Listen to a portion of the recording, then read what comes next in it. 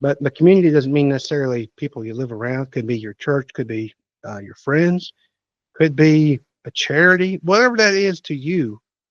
You want to reconnect with that and feel that your life has a purpose. And I don't mean that philosophically, other than getting deep down into my feelings, but it's about the Lord gives us stuff, and we want to be able to share it with whoever we feel like we need to share with to help them as well, because not everybody has as good as you and I.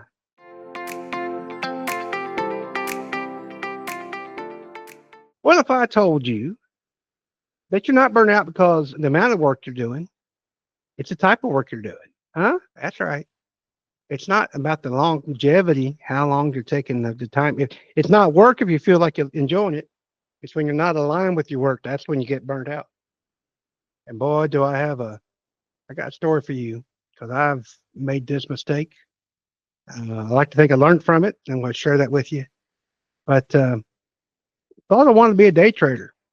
hmm Actually, it's a lot of fun. You can make a lot of money, and it's kind of scary. Thank the Lord, I was in a simulator, and I paid quite a bit of money just to be taught and how to use it. But I was making money. It wasn't like I couldn't be a day trader.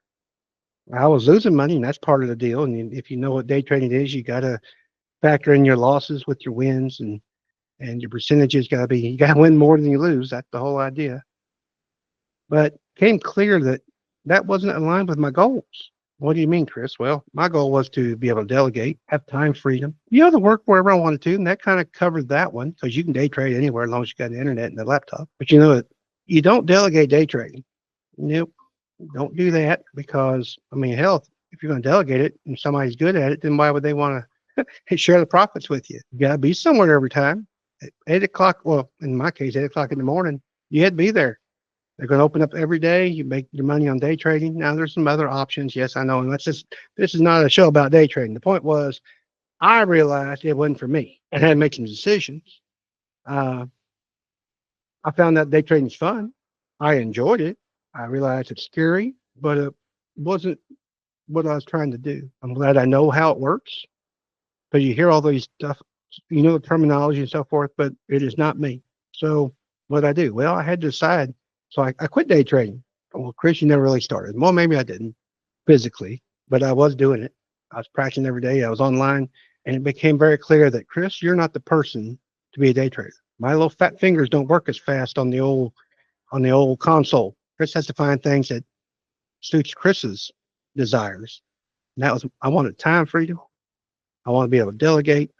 I want to be in charge and share my big picture, my vision. So that being said, let's get back into what is the get you back in alignment. What did I have to do? So I had realized, one, I had to identify what energizes me. Being someplace at a certain time every day does not energize me.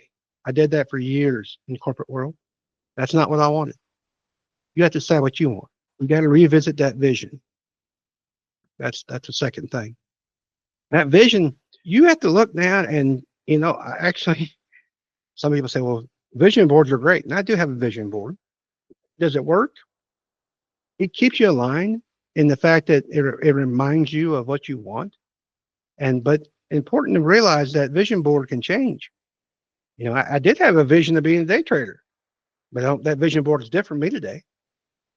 So just realize that while a vision board is important to help you remind yourself, it's not the say all, end all.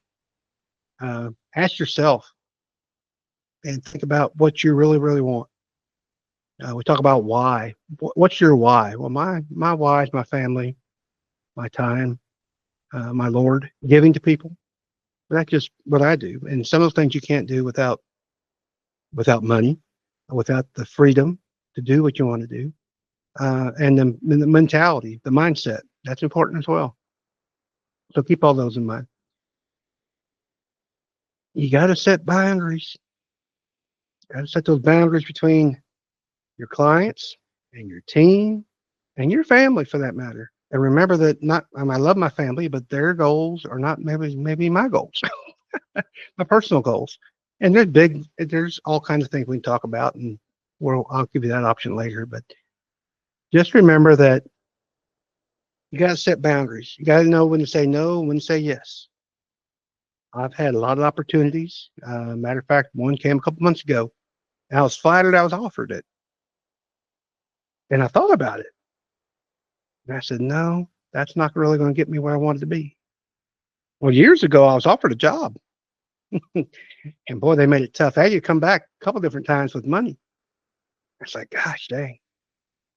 But I knew that if I got back in the corporate world, I'd be tied down, locked into hours, locked to the man that you got to answer to. And that's not me anymore. Maybe it was when I got out of college, but not today. You got to make room for growth. I talk about consulting. I offer consulting services. I have my own consultants too. They help me remind me where I'm at. They help me keep my mindset. One of the questions, I have a monthly coach, and they say, well, what's the best part of this call? I said, just reminding myself of everything I've done and everything I want. Because sometimes we get so distracted that it's hard to remember. And then sometimes you feel like you're spinning your wheels. And then when you tell somebody about everything you've done in the last 30 days, you realize that, you are getting progress. Maybe not as fast as you want sometimes, but that happens. My last note is about reconnecting to community. And I guess community can be split up a couple different ways. I like to do things for my community, but the community doesn't mean necessarily people you live around. Could be your church, could be your friends, could be a charity, whatever that is to you. You want to reconnect with that and feel that your life has a purpose.